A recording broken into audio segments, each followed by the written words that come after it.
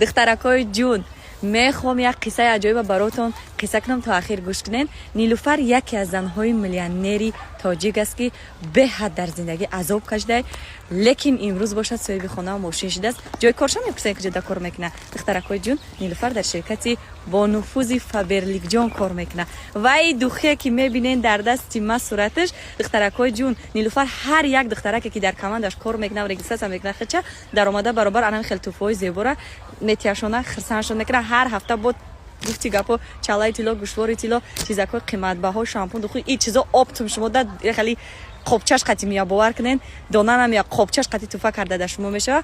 کماندش به حد کلونه 6000 زن در پای دستش کار میکنم. دخترکو میگم تو بیا کار کنین میگن که اپا جون کار نمیتونم کدا کودک مایده دارم سوم ندارم بیزنس کدا نمیتونم. فابرلیک با مثل پیشتراقی نیست، آنلاین طریق تلفن در جای شتگیت کار میکنی. این همین رقمایی که در بالا اکران میبینی واتساپ نیلوفر معلومات بیشتر ای خودش